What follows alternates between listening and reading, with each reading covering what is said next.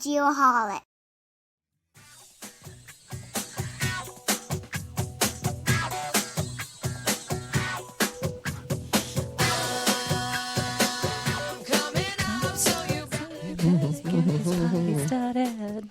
Not a very good song. All right. Welcome back, Geoholics. Here we are, episode 192. Sean would normally say episode 192 right about now. God damn it, I forgot. Shawnee is not with us this evening. He had a prior engagement, highfalutin business dinner of some sort, I believe. But in his stead, we have Peter Cox. Hi, Peter. Lucky me. Hello, Kent. Nice How to are be you? here again. I'm good. Yes, very good. It's been a bit. Has. I can't even Probably remember a the month last or time I so, was on. right? Yeah, Maybe. a month or so. I hear people Yeah. are clamoring. We need more PETA, Yes, I know. right? Goodness Isn't that what knows you've heard? why. Yeah, it is. That's you great. should say Anything that new I with you? heard that. Anything What new was with that, you? sorry? Anything new with me? I'm out of a boot. I'm walking around. I'm doing physio. I'm getting back into the swing of things. I will say that October's coming up and I cannot walk to raise money for mental health. So this year I'm doing a water challenge. So anybody who wants to sponsor me, jump onto petercox.com, hit my link so that I can raise money for mental health. Free plug, don't get used to it. Free plug. Get it in while I can. What about you, Kent? How's things going? What's new? Oh, good. Just busy. You know, as I've mentioned before, my oldest daughter's getting married in almost exactly 2 months. This past weekend, she was in San Diego, which is where our guest is from, this evening as well, for her bachelorette party. I know they had a ton of fun, and I checked with them this morning just to make sure everybody got home okay, which they did. Home? She Wonderful. did, and I spent a lot of time this last weekend with my future son-in-law, Will. Is he still going to be your future son-in-law? Yeah, he's still going to be my future son-in-law. Went on a bit of a brewery tour over the weekend. Played golf with him yesterday. Had a really, really good time. It was goodwill time for sure. Nice. Lovely. Yep. Tell us about that opening number, Peter. Okie dokie. So Pink, what an amazing woman. Get this party started. So Pink is not a band, but she is rather the stage name of Alicia Beth Moore, a highly acclaimed American singer, songwriter and performer. Born on September 8th, 1979 in Doylestown, Pennsylvania, she adopted the name Pink as her moniker early in her career. So Pink's music career took off in the late 1990s when she was signed by LaFace Records. Her music often addresses themes of empowerment, individuality, and personal growth, and she is known for her powerful and emotive vocals. And if you've ever seen her live, man, she is amazing. I have not seen her live, but it's on my list for sure. I mean, she is incredibly talented, and it's on my bucket list for sure. Absolutely. And I was really excited when our guest this evening picked Pink. And for those of you who don't know, when you are a guest on the Geoholics, you get to have input on the music that we select. And once we select the song and everything, I add it to the Geoholics playlist on Spotify, which now is about, I don't even know, 5 hours worth of music or something. It's every song from every episode. So much great music on there. And you know that if you want to find it, you just need to go to our website, thegeoholics.com, and you'll find all of our links there. You just need to click on it, take you straight to Spotify. Indeed. And the website is looking amazing thanks to PETA. It's getting there. In my spare time. It's looking great. Yeah, we appreciate all you did on that. We are, of course, in the Diamondback Land Surveying Studio this evening. One thing I've noticed is that it seems like every day is Christmas at Diamondback Land Surveying. You know, Rob Moore's always posting pictures of new equipment they're getting and this and that. So it's got to be a great place to work. Trent definitely invests in technology. I want to go and work at Diamondback. You probably could. Just got to send in an application. I know. Oh, maybe I So should. to find out more, check out diamondbacklandsurveying.com. That brings us to the Airworks somewhat random trivia. PC, what do you got for us? Yes. Before I start with the random trivia, Kent, you're going somewhere in a few weeks. Where are you going? I am super excited. Going to Berlin, Germany. So jealous. I think I need to fly over there too.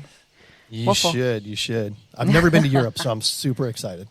Nice. So InterGeo, once again, we have a code for if anybody wants to go to get into, what is it, the main hall or something? The exhibition hall.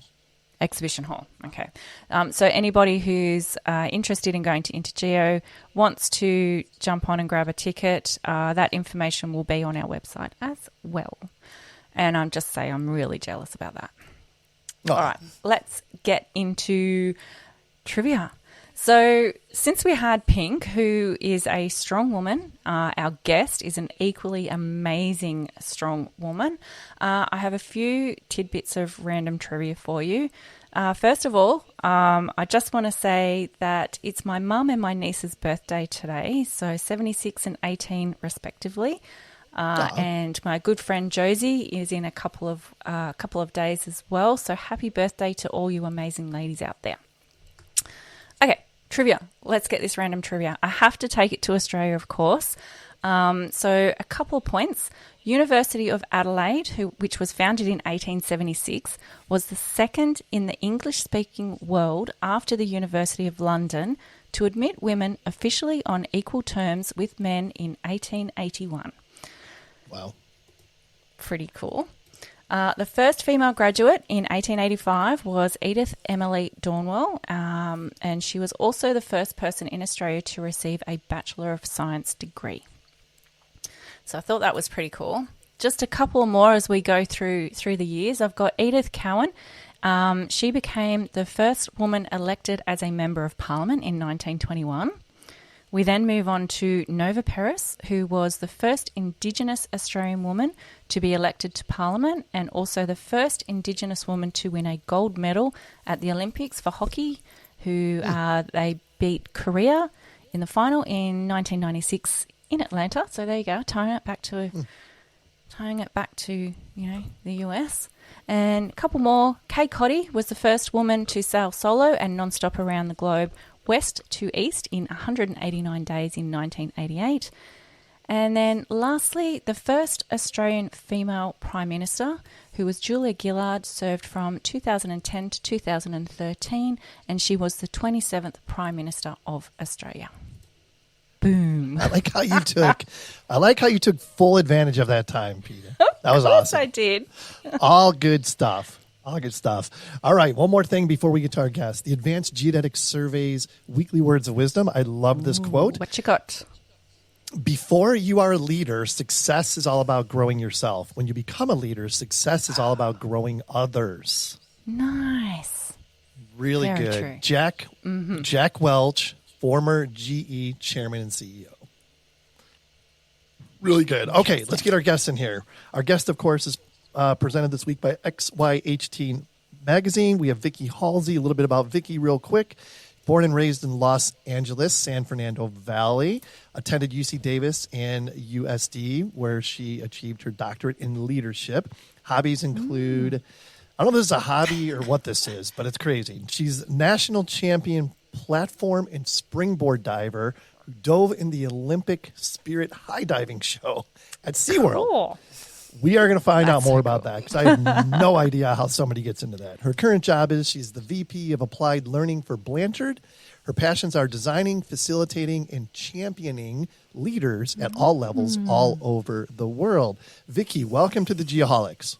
Oh, thank you so much. What fun. I've already loved all the interaction. Thank you. Well, we're excited to have you. And before we get into the meat of the matter here, we have to do an icebreaker. So this, of course, is the Trimble Pro Point icebreaker. Here we go.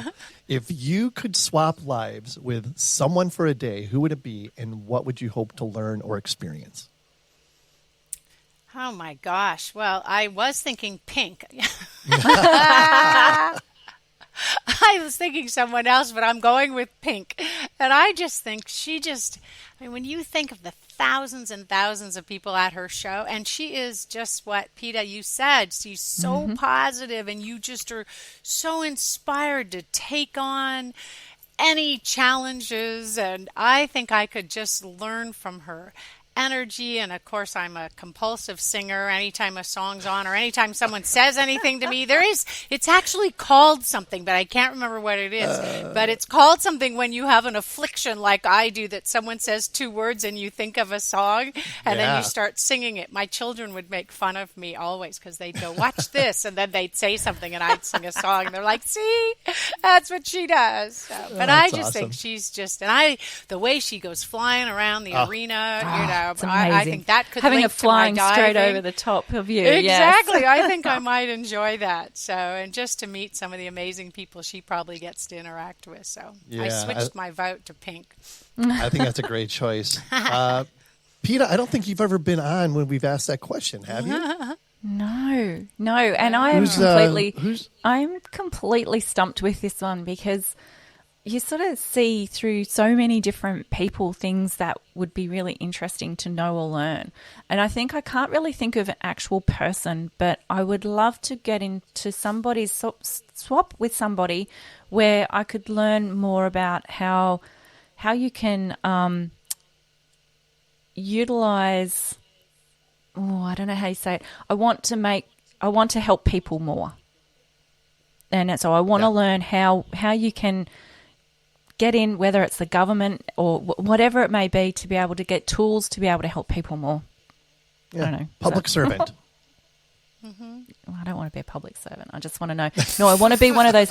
I want to be one of those people that know how to manipulate and get what they need to help other people. There you go. I like it. All right, Vicky, let's find out a little bit more about you.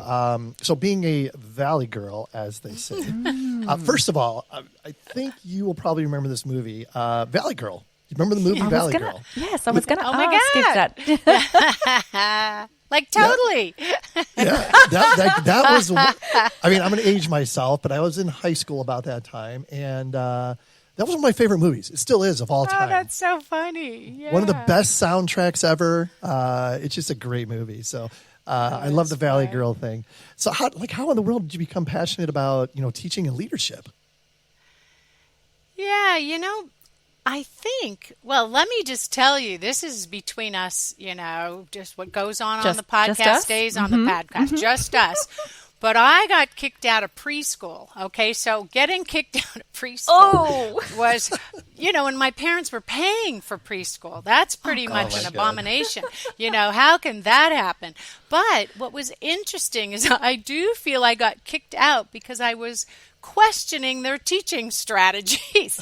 And I would say, it's just stupid for us to sit here memorizing this stuff when we could read it any time. We need to be doing this, and how about that? And so, boom, that was it. One day, I guess I said too much and got the boot. But then what I did was I started my own preschool. So I made little worksheets, and I had all the kids in the neighborhood coming to my house. There were just 5 or 6 kids. Goodness. But I feel like it just started my love of helping and watching when someone learns something in the way that kind of resonates with their soul, so that they feel like they can't wait to go. The parents were like, oh, she's teaching me about science and things like this. So, I think that started me off there, Kent. And then through my life, I just feel like, people today are like, how do you stay so passionate? And it's just, I love teaching. I'm a compulsive teacher. I love people learning to do what they really want to do, and having information that quite possibly can help them do that. Peta, it helps, goes with what you're saying. I want to help people help the people around them, but also take care of themselves. So that's, I think, where I came in with it takes leadership to really help people move to where they want to move, and it takes somebody to kind of get that ball rolling sometimes. Yeah, So I true. love it. And you get to like you get to impact people's lives like most people don't, which is pretty amazing opportunity. Talk to us about this diving thing. How did this become part of your life? I was a swimmer, and I have a little bit of, we'll say a little bit of ADHD. And I think I got just a wee bit. And I got sick of swimming, I think, because it was always the same thing. And I like doing different things. And I'd watch the divers at the other end of the pool. And I'm like, I think I might like that better. And so my coach was just the most amazing guy in the world, Van Austin, and he was truly spectacular, went on to be incredibly influential in my life, but I got last in the first meet, so that's like one of those where you're thinking, well, maybe I should have kept swimming. I was doing really well at that. But, I was 6 or 7, so, but he said, every quote, failure is an opportunity to learn. So what can you learn from that? And it was just like, that was just a step on the journey. That's not the end of the journey. So he kept me going, and literally like the next meet, and from that on for years, it felt like I was doing so well and I would win. And I love the feeling of flying through the air and flipping through the air. And that's crazy. I know. I just love it. And I traveled all over the world diving. Wow. And then the SeaWorld thing's super funny because I was an assistant principal for about 8 years. And one summer I ended. Oh, it's so silly. But anyway, you get about 6 weeks off in the summer as an assistant principal, and then you start up in the fall. And one of my divers, I had a team called Rancho Bernardo Divers for about 15 years. And one of the divers like, hey, Halsey, don't you have like 6 weeks off? I'm like, yeah. And he goes, well, divers are dropping like flies at SeaWorld. That's always something that's going to reel you in, right? Are you interested? I know. And I'm like, well, let me think. Because the only thing that was my goal that summer was to get fit and trim. And I was getting my doctorate at USD. And my classes weren't till 7 at night. And I'm like, well, there's nothing that's going to get me fit and trim like, 8 shows a day with people seeing you in your bathing suit. So the moral of that story is that was just a super fun summer. And I had just a great time in the shows, doing the dives, 10-man dives and things like that. And it was just a privilege to be able to do it for the summer. So what's like the highest point? What's like the highest point you dove from? 60 feet. Yeah, 60 is the highest. I didn't go any higher than that. Most of the time I'm on 30. Yeah. And 33 feet, it's a 10-meter platform, but they had the 45 and the 60, I was just about to do conversions. Yes, could you convert that, please? Oh, gosh. And so you've kind of parlayed all this into your current role at Blanchard, where you're the VP of Applied Learning. Elaborate on that a little bit. What's the mission of you in this position? What's super interesting is as I was an assistant principal and got my doctorate, and then I started teaching at USD, and I taught in the master's program, and I was the capstone class when I taught there. And it was really neat because one of my students, Bob Glazier, was like, you were like our favorite professor. And I have to say, leadership is such an interesting construct. And I spent 7 years, because I had 2 kids, and anyone that's ever had kids, baby or dissertation. Gee, I wonder which you're going to focus on. So it just took me forever. But leadership, for all the listeners, is a really interesting construct because it's like love. It's very hard to define and do and kind of generate the momentum around. And so I feel like the gift of being in the doctoral program, before I even go into what brought me to Blanchard, was really learning about leadership. The book we used that really kind of drove a lot of our coursework was very clever title, Leadership by James McGregor Burns. Big fat book. And he said there's a crisis in leadership today. I mean, how many of y'all think there's a crisis in leadership today, right? And he said the crisis in leadership is intellectual, that people don't know what leadership is, so they're not able to really do it. They can't teach others to do it. They aren't recognizing it when they see it. So he said, we need to start defining leadership. and having leaders really think, what do I believe leadership is, so they can walk the talk. So here it is. Took 7 years to come up with this definition. Get your pens ready, everyone. It cost a lot of money. All right, but anyhow, the leadership definition is: leadership is an influence relationship among leaders and followers who intend real change. So now you break that apart and you realize leadership is about influence. And it's, your Jack Welch quote was exactly it. It's about influencing. And the idea there, though, is influence is two-way. It's not power over and do what I say. I want to be influenced if I'm an awesome leader as much as I seek to influence. And then it's about relationship, which is where I care and I want to know you and I want you to know me. And then it's between people. There are humans in this influence relationship among leaders and followers, but then it's who intend real change. And Peter, you talked about that in what you're saying you'd like to do, is create the space and the constructs and the ability to help the world. So back to my class that I was teaching, it's the capstone class in a master's in leadership. So could I have taught them all sorts of new things? Absolutely. But no, I want you to do leadership. So their assignment in the class was to go out in the world and wherever you last thought, and think about this, where have you thought this? Somebody should do something about this. Think about where you last said that.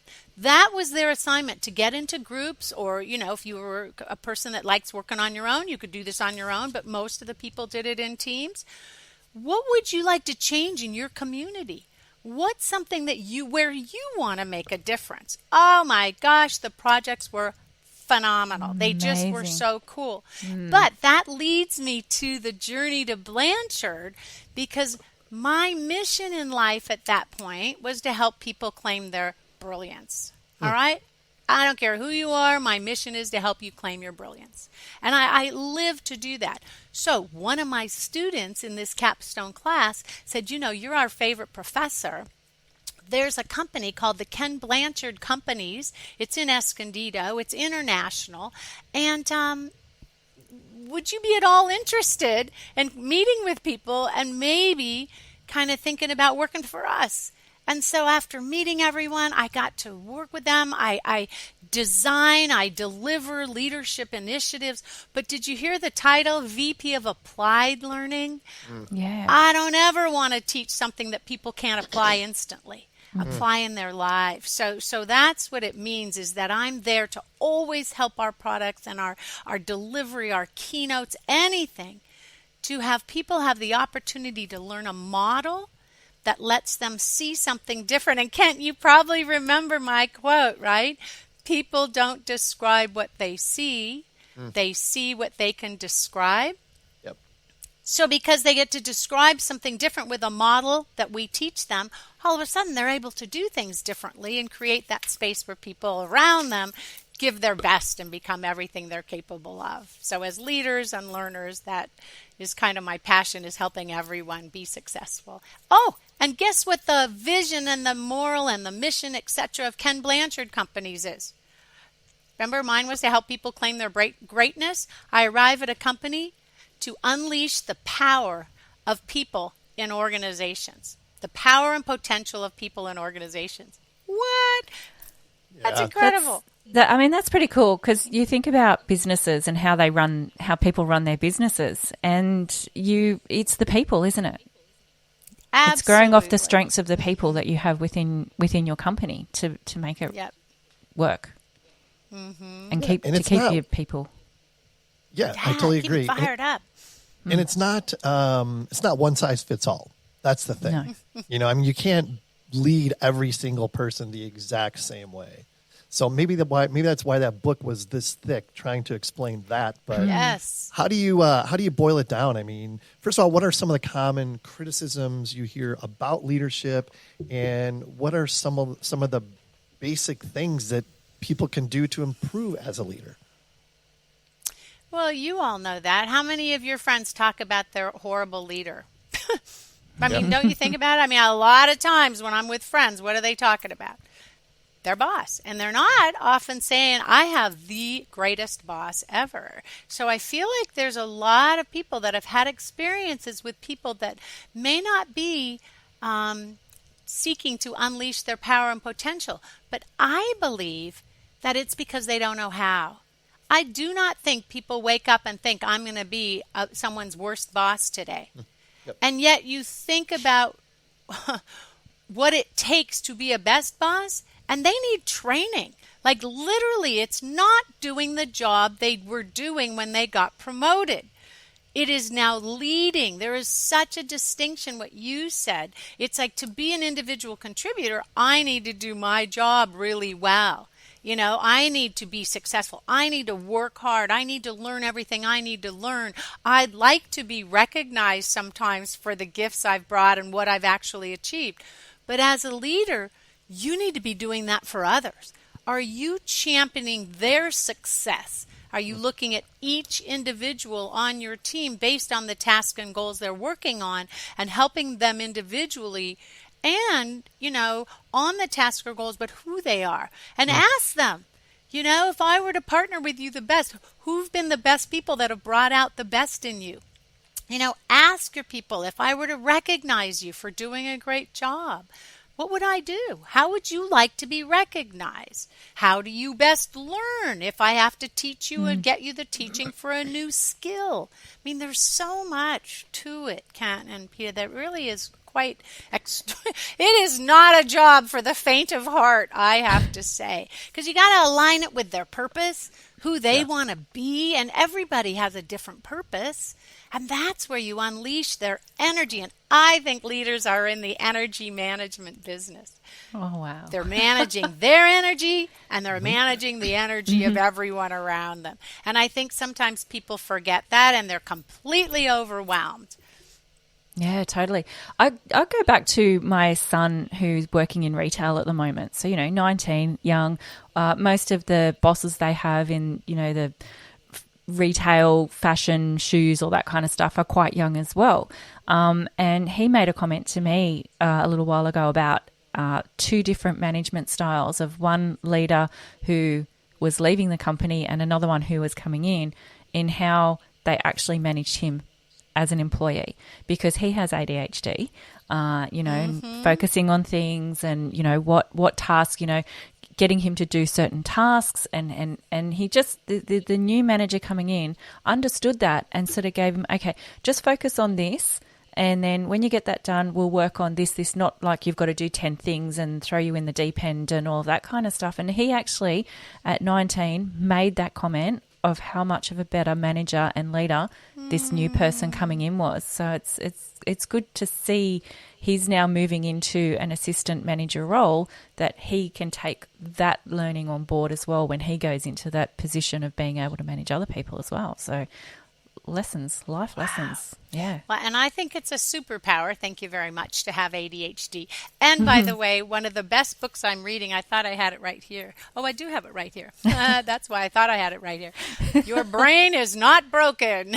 Oh, it is nice. Such a great book, Strategies for Navigating Your Emotions in Life with ADHD. And she's a counselor, therapist for people with ADHD. And she just tells, it's like, I listened to it and then I had to buy it. But it's really, it's so good about just, like you just said, the new manager says, it's focusing and it's setting a timer, things like that. These for 15 minutes, just do, because you think about what, and by the way, just for listeners, the interesting thing that I took from this is a lot of ADHD brains are divergent thinkers. So if you have them in retail, they see 16 different things they could do to make things better. It's not that they're slackers or something. It's just the brain is coming up with all these different ideas. Whereas a normal, if you had to say that, brain is more convergent. What's that one task I should do? And I feel like that, just in knowing that, was pretty cool to realize that that's why you need to write down what are all the things and then rank order them, because that helps you leverage your gifts. But just note that book was a great book. So. Make sure you get that on your audio to listen to. I was going to tell you to listen to it. Everyone I've shared says, I'm going to give it to so-and-so, and then so-and-so says, oh, yeah, you need to read that book. So. Okay, I promise I will read it. I will go and buy it because I'm a paper person. But you get it and you listen to it, and we will make notes. I will listen to it. It's just 6 hours. It's the best 6 hours. It's so cleverly done. So thank you. You have my word. I am so excited to talk about Carlson Software. Founded in 1983, Carlson Software specializes in CAD design software, field data collection, and machine control products for the land surveying, civil engineering, construction, and mining industries worldwide, providing one-source technology solutions from data collection to design to construction. Oh, yeah. Carlson Software's renowned dedication to customer service is unique in the industry. Their software suite is designed to complement land surveying operations and provides a variety of survey features to process data from surface modeling to least squares network adjustment. Users work seamlessly between the office and the field by utilizing company-wide design styles for ease of use and efficiency. And I can say I have personally been using Carlson since 1991. Whoa. 1991? Yes. How is that possible? Oh, my God. I don't know. I mean, time flies when you're having fun, that's for sure. But back in 1991, when I was introduced to Carlson, it was very apparent to me that their software products simply think like a surveyor. It's so easy to use. Their customer service is second to none. And I actually went to Maysville, Kentucky for some training and played golf with Bruce and his brother. Wow. Yeah, it was crazy. Nicest human beings on the planet. Highly recommend Carlson. To find out more, simply go to carlsonsw.com. Be sure to let them know the Geoholic sent you. I want to circle back on something you said, and it was the biggest takeaway for me because you alluded to it earlier that the way we met is I was fortunate to attend one of your, I think it was a 2-day seminar yes, 2 days. that I was at, yeah. And it was absolutely phenomenal, first and foremost. But what it opened my eyes up to is exactly what you mentioned earlier, and that is that leadership is task-focused in addition to people-focused. And depending on the task and where each individual is, in their ability to accomplish that task and their motivation, I mean, these are all things you need to take into consideration if you're in a leadership role. It's so interesting because there's the rigor, Ken. I mean, think how hard that is. You have 8, 10 people on your team, and you're telling me I need to not just lead them. I have to actually take each one individually and think, where are they on what are all the things they're working on? Are they competent? Are they committed to the task? And then I layer it with maybe their persona. They're more extroverted, more introverted, more accepting, more controlling. But yet, if you can learn that, and it's the SL2 model, I think, and one of the people in my class last week goes, gosh, it's like having a cheat sheet, and it was, it was kind of cool. But I feel that, and the SL2 model is something that I guess the reason, and we had so much fun. I feel like we're tight. I mean, the fact, just so you know, Peter, like they go to dinner that night and then they rewrite the ending to my videos that we use. So they have this whole second season of the videos about what happened. That was hilarious. But anyway, the reason it does take a couple days and why it really is the kind of model that will help you as a leader and for your listeners to slow down a little bit so you can speed up. I feel like I tell people, if you remember, Ken, at the beginning, this could save you 1,000 hours over the next year or so. I mean, thousands of hours are spent either over supervising or under supervising people.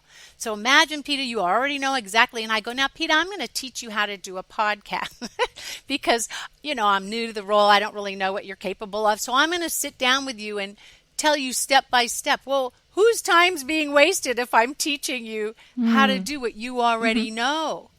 But what if I said, now, Peter, next week I'd like you to teach the SL2 model. I have this 2-day program. Just go up there and work with, David Evans and just you can just teach that, right?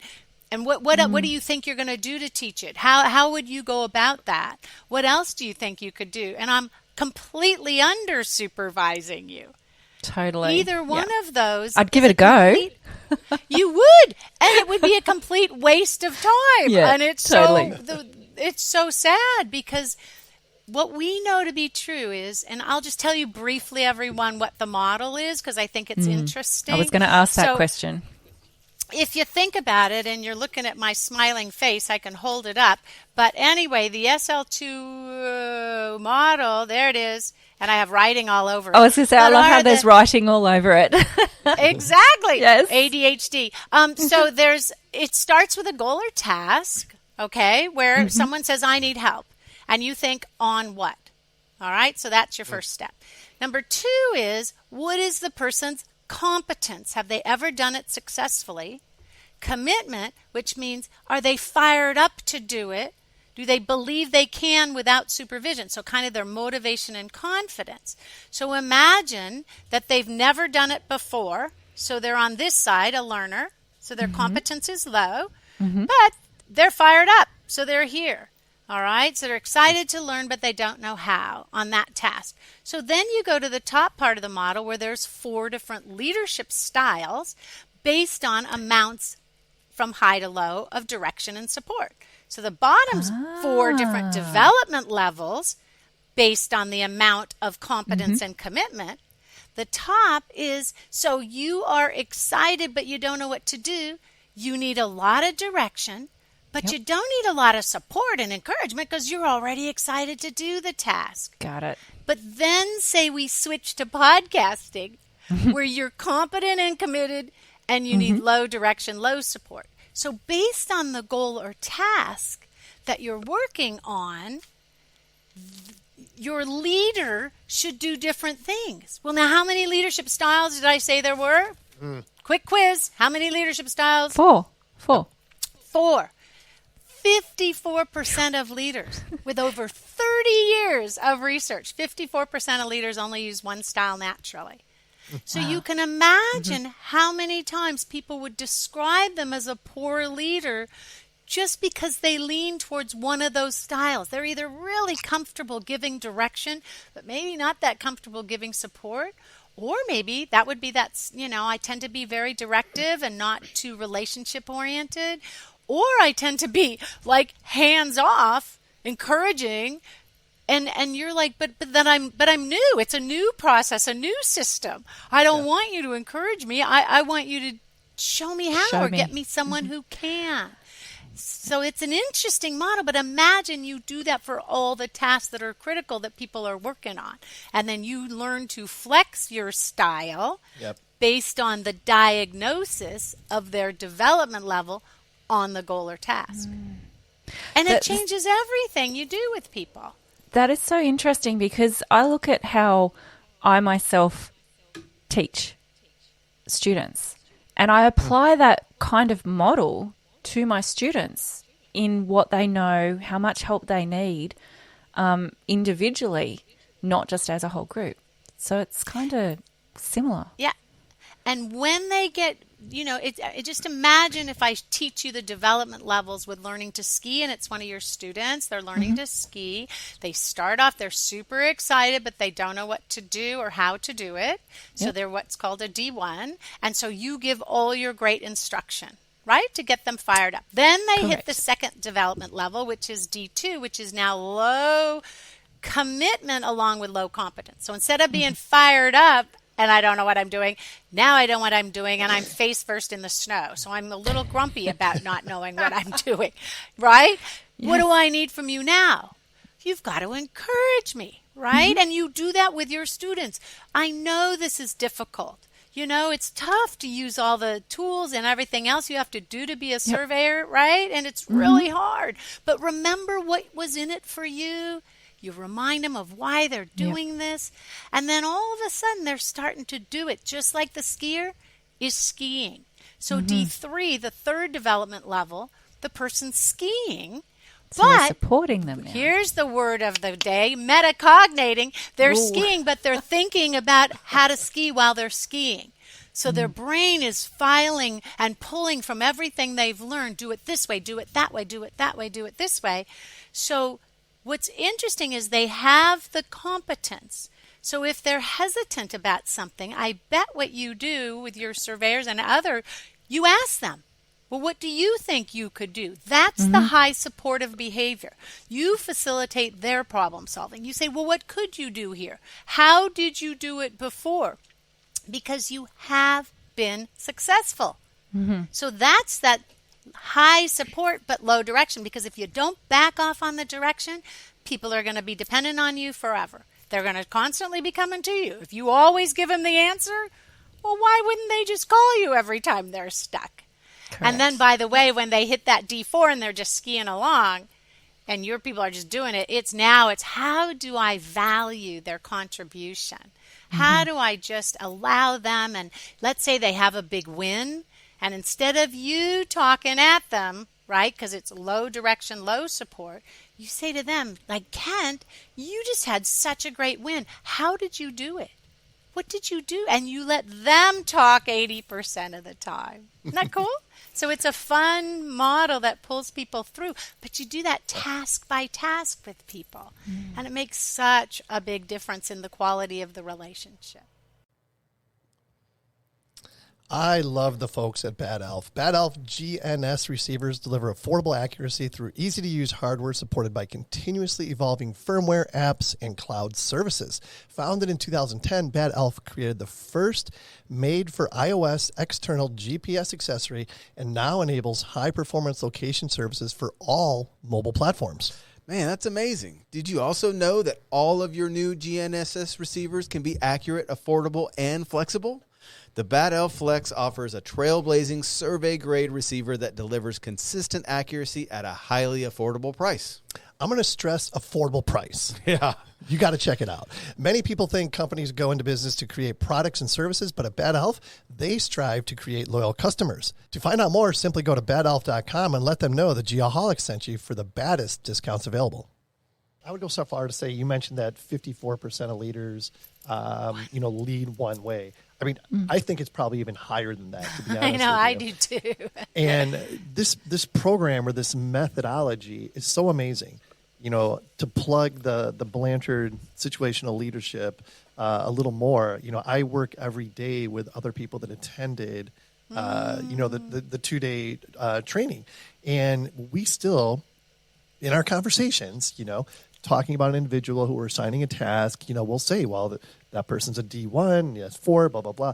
And it really, really makes a difference. It's incredible.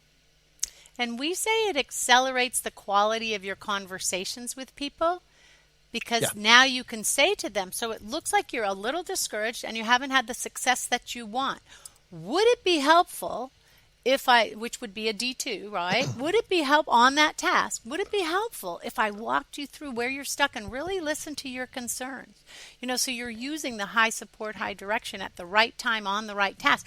But then you flip with the same person to the task they're doing really well. Or so it's like those conversations are so...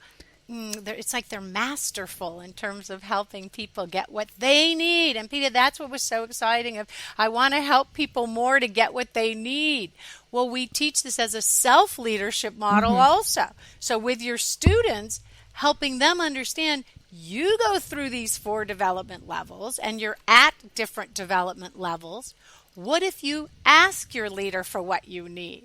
Because what I find, and Kent, I don't know if you remember this, but it was like I pretended someone in the room was my boss, and I say, let's say Kent's my boss, and I say, hey, Kent, can I talk to you tomorrow at noon? And it's, 5, 6 o'clock in the evening right now. And he's like, sure. So what's he thinking about between now and noon? I'm like one of his best performers, one of his best people. What might be some of the things running through his head? Oh, my God, is she leaving? Is she leaving? Yeah, no, he's not thinking, oh, Vicky wants to talk to me about what an awesome boss I am. And how often we do this to the people around us. By the time I go meet with him, his brain is already tired. The stories have been going on. And we haven't even met yet. I may have even wrecked his night's sleep. I mean, it's just brutal how we treat each other. What if I had said, hey, Kent, I have this super fun podcast with the Geoholics. And but that say this was last week when I was asking. And I'd just like you to give me some pointers on what you think the best people that you've had on the show do. All of a sudden, he knows exactly. He knows I'm asking for direction. I don't really need support because I'm excited. So he knows exactly. So what if people started using this language to get what they need from others? Because otherwise, they're going to get the person's one natural style, not what they need. So I think it's a really critical model to teach. Really. So and anyone on this call that have high school kids, we have a free program for high school kids, 6-week program. So go to Blanchard.com and type student leadership. And we have a 6-week, and we do a free parenting class and a free student program that teach this model for how to manage up. So there you go. Wow. Brilliant. You're talking about communication. Yes. That is really hard for a lot of people to communicate. So how do you find the right language and how to actually communicate to people? Like, tips, techniques, and it goes both ways. The employee, like as you said, employee and she's pulling up her. You have to have the right words in your new language. Remember this, Kent? So word 1, goal or task. Word 2, competence. Word 3, commitment. Word 4, direction. Word 5, support. Those are the 5 words. Oh, yeah, in your new language. So when people try to communicate, we teach them use this language because a language means you have to have the vocabulary. Everyone's like, you have to practice. Well, you don't just practice if you don't have the language. So from now on, you're going to be thinking, I need to talk to my boss. Well, what's the goal or task?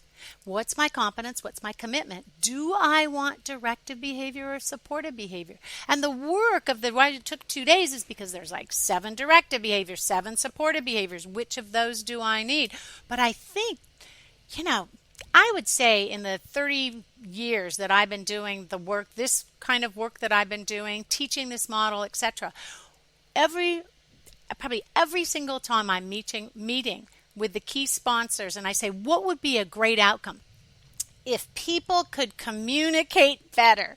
If people could communicate better. And people go, I'd like more communication. Oh, does that mean they want more email? Yeah, send me 10 more emails, a day. That's what I'm talking about. They want to feel heard. Yeah. And Kent, I think that's what you were saying. When you use this model and you lean into the person and say, so let's talk about the 3 most important things on your to-do list. Where are you at on that first one in terms of your competence and commitment? What do you need most? And the people are like, wow. That's what we believe is a one-on-one. That's what we teach, if you recall, Kent, is that it's team member-led one-on-ones. And they say to you, the leaders, what are the top 3 things, but they've diagnosed themselves in terms of what goal, where they're at in terms of competence and commitment, and what they need in terms of direction and support. And what it does is it accelerates the quality communication that everyone's hoping for, and and the top supportive behavior is listening. Do leaders even know how to listen to each other? But when you learn this model, you're listening in a different way. You're listening so help me know, have you done this before? Is this something you could teach someone else? So they're listening for competence. Are you fired up to do it? And leadership. And then here's the deal. When the person says, yes, I've been successful, that's when you just stop the direction, because that's when they need to be telling you, which is where you're going to be influenced by your best people. Because you want to be influenced. You're not out there doing their job. They're out there with the customers. You could learn just as much as you're teaching once they've moved to competent on the goal or task. Get their voice in the room. Have them teaching the rest of the team that's new to a task or something. But it helps the whole team gain understanding. It creates high-performing teams. It's pretty cool when it starts to work like that. Do you think that, you do the leadership days and stuff for management sort of people, do you do them for staff as well? Because it's all well and good having people, leaders who can apply that to your staff, but what about the staff actually knowing how to use those tools as well? That's a great question. Kent can tell you, Kent, because they take it's called situational self-leadership. And Kent, your whole team, everybody got to go through the self-leadership, which is so interesting because it's like, how do I overcome my assumed constraints, which is an interesting term. But an assumed constraint could be, if Kent's my boss again, like, it's not I don't have the right to, I shouldn't be telling him what I need. He should know what I need, And it's like, I always laugh at that. I'm like, how many of you have a significant other, have ever been married, etc.? How many of you think, yeah, they know exactly what I need? And everyone laughs like, are you kidding me? And I say, well, if the person that loves you the most has no idea what you need, pretty good chance your boss isn't either. So keep that in mind. Yeah, it's up to us to tell them, hey, on this task I need this, on that task. But it's really a rigorous day of work, and they learn about points of power. And Kent, if you recall, it's the mindset of what it means to be a self-leader as well as the skill set. So it's this lovely dance between understanding the how as well as really taking in the what's in it for me, what's in it for them, what's in it for everybody if I'm clearer about what I need. Yeah, and I will add to that especially in the profession of land surveying, which most of our listeners are in, this is such a valuable tool because as a leader, you are constantly teaching, you are constantly providing guidance and supporting and all the things we've talked about. And on the surface, this is a bit of a paradigm shift, but once you wrap your mind around the concept, it's very, very simple. And it is so effective. I was blown away by it, to be honest with you. And how much easier it makes your life as a leader once you implement it and you're consistent with it. And you mentioned that people want to be heard, which is absolutely true, but just as important, they want to be understood. And that kind of wraps it all together, in my opinion. Oh, I love that. And that's it. And that's the kind of people don't care how much you know until they know how much you care. Right? And I just think it's really about leaning into each one of your people. And you think of it, Peter, as your son. I have 4 boys. I mean, 2 are mine and 2 are the neighbors. But they're my 4 boys. And they're out there in the world. And I want leaders they're all so different. And they learn differently, they take in information differently. What a gift if leaders could learn to be more situational based on who it is and what you're trying to teach them. And what a gift if people can be that kind of flexibility. That's so rare. It really is very rare. And it's it's a new language to communicate with people about their goals. And I think it's such a gift that people, when I finish that, I get all these great emails. And my favorite emails are from parents who use it with their children. Like a bank president wrote me a success story, and he said, I was driving my son to his first umpire gig. And he said, so the whole way there, I'm low direction, high support. So imagine I'm just going, woo, you're going to be great. You're such an amazing baseball player. You're going to be such a good umpire, blah, blah, blah. And he says, we pull up, the son opens the door and throws up on the ground. And so he said, pretty sure, and he used Dr. Halsey in the thing, pretty sure Dr. Halsey would say that's a cue that I need to change my style. If after you've done something, someone throws up, that's your first clue that you may not have done the right style. And he goes, I realized he was that low competence, was high commitment. I moved him to that second one, low competence, low commitment. And so he said, I absolutely went over. I said, I'm sorry, you probably were hoping for some pointers. Let's get over here and talk with Bob, the other umpire that's been doing this forever. And he said, I got him the help, and he had a really successful day. But I just think how often well-meaning parents don't flex their style based on where their child's at. And I think that's some of the incongruence between their intention and their impact. And that's leadership. You want your intention and your impact to align. Yeah, great points. And I think that biggest takeaway out of what you just said there is this method, this language is applicable not just to, a boss and employee type relationship. It's applicable to all relationships. Absolutely. Yeah, I mean, just even recently, my son, and it was like, so honey, since you've never had an internship before, would it be helpful if I sat down with you and kind of we went through the application? Maybe I could give you some of the questions. And he's like, that's great.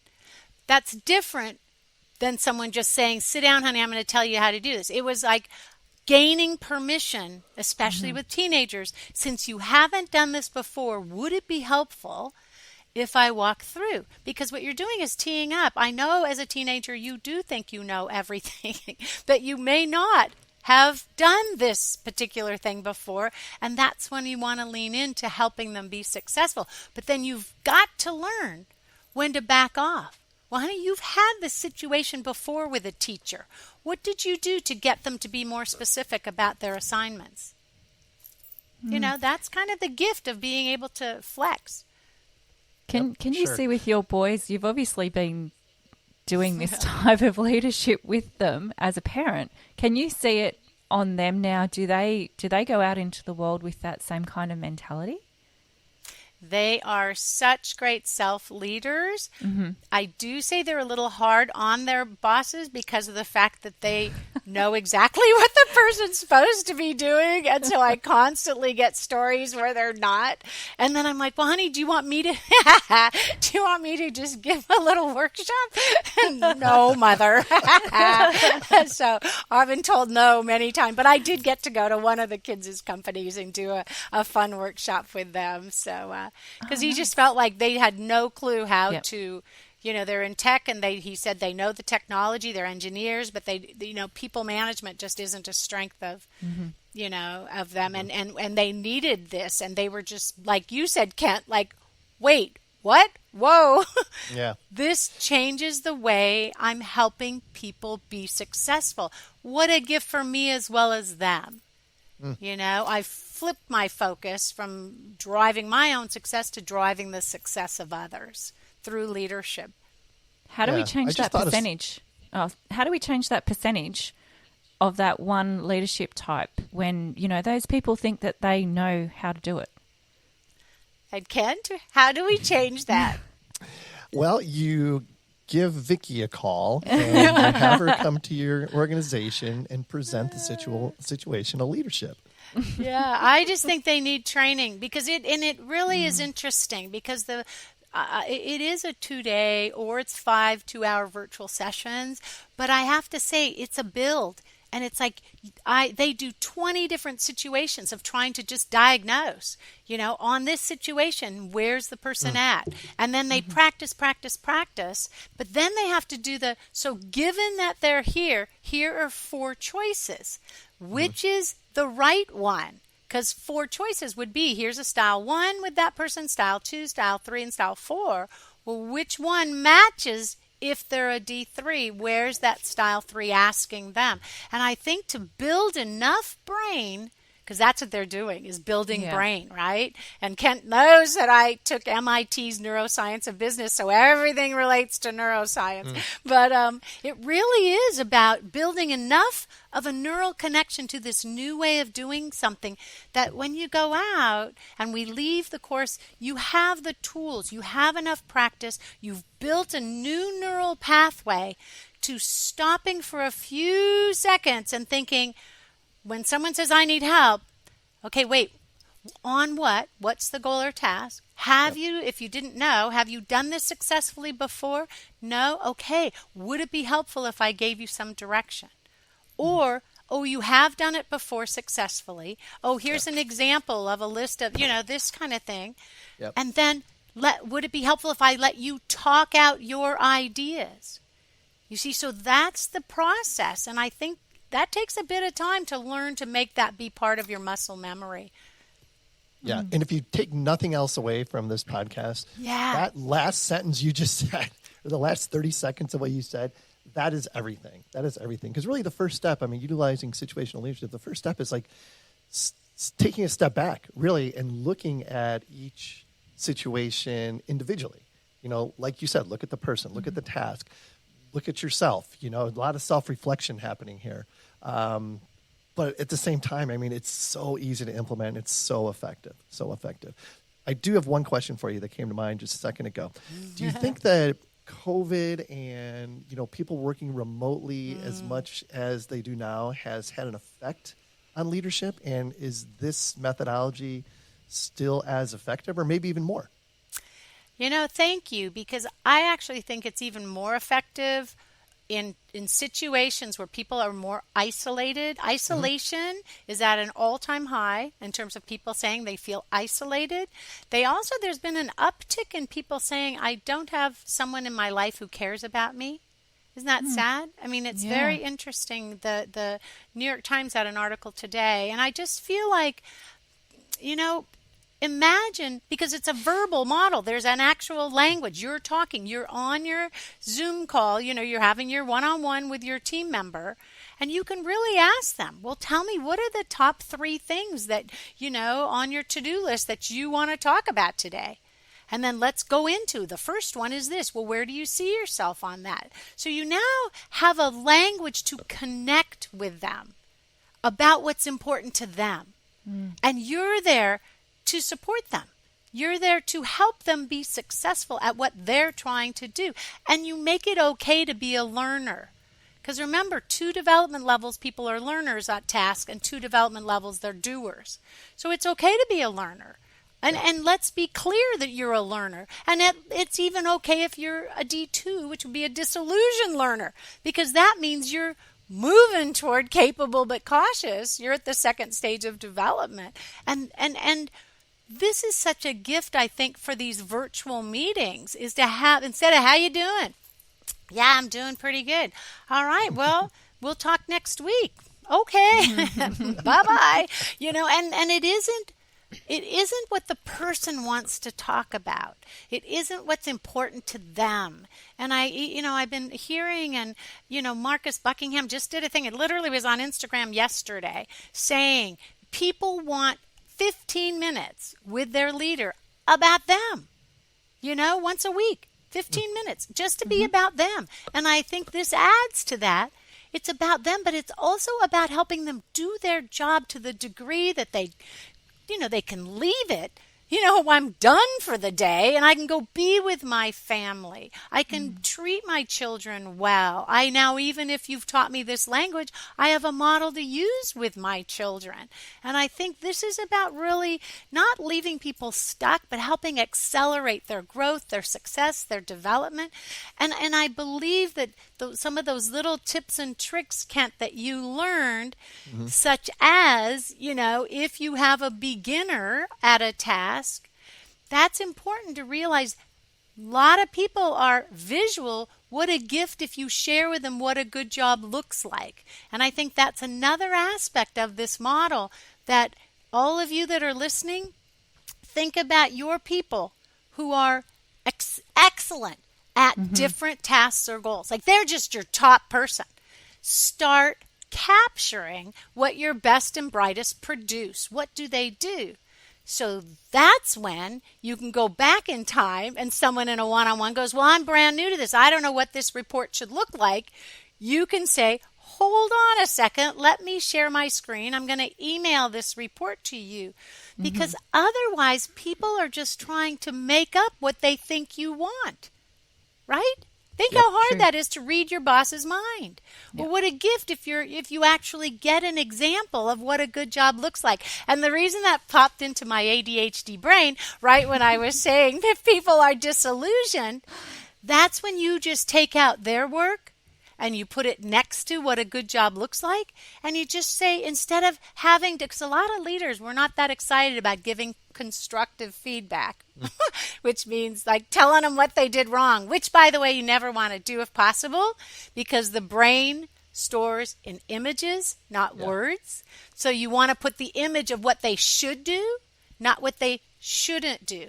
So all you do is you bring back, here's what a good job looks like. Now look at yours. What could you do differently to make it more like this? So they're sitting up, they're empowered to give themselves feedback. And that helps everyone be successful. So I think in this virtual world, there's so many tips and tricks to help everyone rise to the level of what you need everyone to be able to do.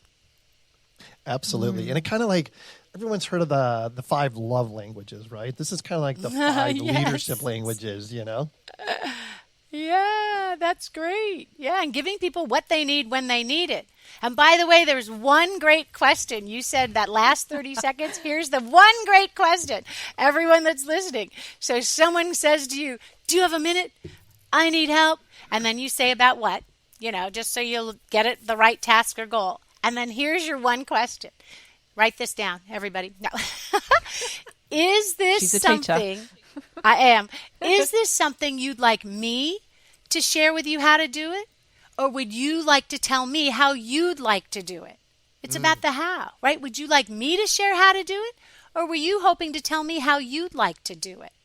So if they're a learner, they're probably going to say, would you walk me through? But if they're kind of a hesitant doer, there's sort of this kind of a quiet, and then they go, well, I'd actually like to talk out my ideas, because very often by the time they come to you, they've spent a couple hours, 2 days thinking about what they should do. What a gift if you ask that one question and you let them talk. They talk out their ideas. Yeah, and that's So one of the fun. keys. Yeah, that's one of the keys to being really effective at this is being a good listener. That's it. Number one, supportive behavior. Yep. That's what I was just thinking. You know, you hear quite often of how people say people listen to respond, not listen to help or whatever it is. I can't remember exactly what it is, but it is a lot of people listen to go, how am I going to react to this? What am I going to say back? Yes. Sort of thing, and not actually take in what the person is saying and how you can actually use that information to help. It's reaction. We call that of, listening with the intent of being influenced. Listen with Love the it. intent of being influenced. Isn't that fun? Because it means I Yes. want to, it goes back with leadership as an influence relationship. So I love that, Peter. You're not listening just so you can fire off a thought. And I just think it's so much more relaxing if you learn this model and you go, wait a minute, they're a doer. I can sit back and just let them have at it. You're not always ready like Jack in the Box to pop up and say, do this, do that, do this. You know, it's like, wait, just think. They've done it before. They need to tell you. So then put that listening hat on. It's such an astute point. how do you What work are though? your You've got- ideas? She's so what? smart, I She's tell so you. smart. That's why we have her. Yeah. Yeah. How do you deal with it? Like if you're a leader and you have that employee that doesn't like to be so-called micromanaged, but then when you let them do their job, but they're not doing it right, you've just got that, you know, that employee who just always is butting heads because they don't want to be told what to do, but then they bitch if you manage them, they bitch if you don't manage them. How do you manage in that circumstance with that one employee? With this new language. This new language is you I've gotta teach learn them this the language. language. You got to learn the language learn the because you language. teach them the language because they don't want. What is micromanaging with this model? Let's think about that. It means, wait, I'll bring it up. Notice, dun da da.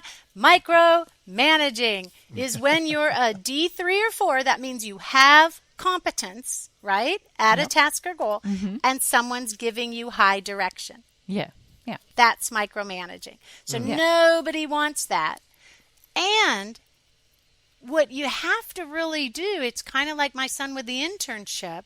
It really is, it's a subtle, but you want to let them run with where they have the competence.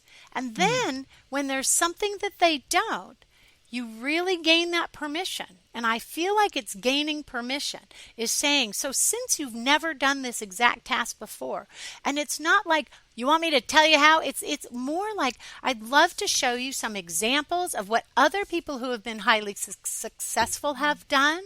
I might be able to share with you like a visual of how someone, how did they overcome objections on their call? What if you could actually watch like a recording of that? What if I listened to you and I got back to you? So the idea of direction is to help build competence on the task. Not telling you what to do, but help you be successful by giving you all the tips and tricks. And I think, for most people, they want to be successful, but they don't want to be micromanaged, which would mean that they're getting direction when they already are competent.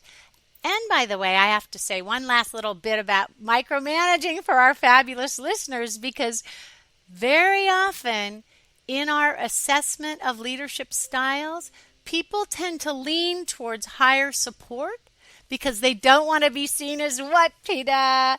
Micromanagers.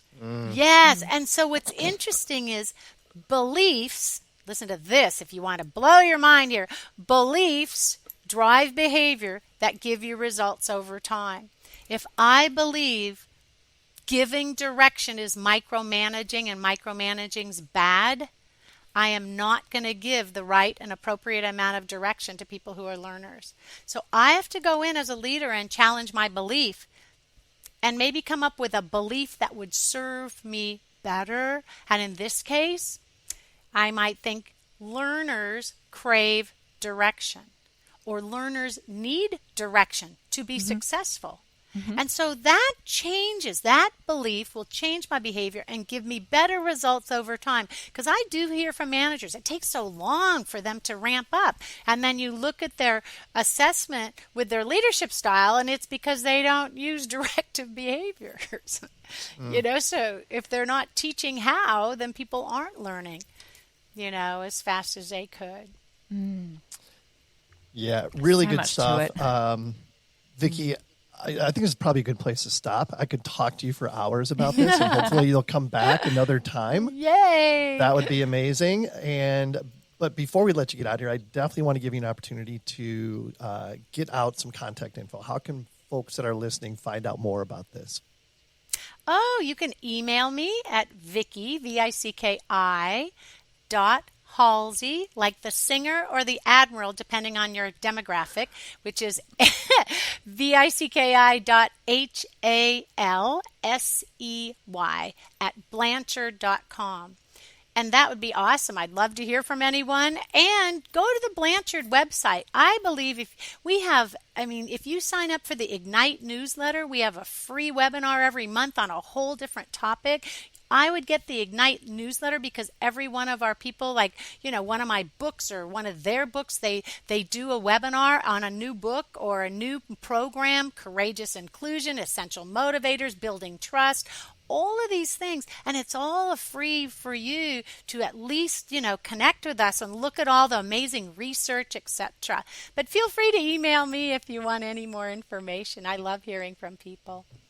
That's awesome. Awesome. Thank you, Vicky. Pete, anything else? Anything else you want to get out there before we let her go? Wow. No, I'm actually a bit blown away with everything. And I was looking at all of this before we came on today, and I think there's a lot more I'm going to have to look through. So, Vicky, there is one more question that Sean would typically ask right now, but since he's not here, I'm going to ask it. I was going to do that. Mantra? Do you have a mantra that you live by? Oh, well, I told it to you already. My mantra is to help others claim their brilliance. And I just feel like I live to do that. It's why That's awesome. Create learning experiences where do you remember how much you did? Like it's about, you're not learning because I'm up there talking.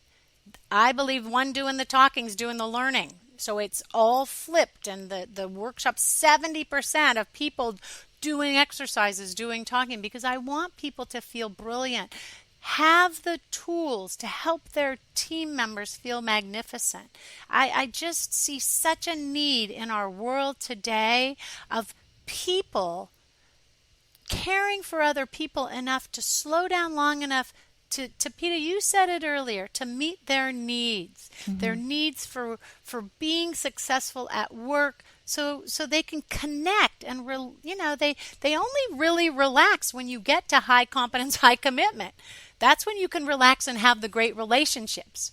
Because the other 3 development levels are doing what?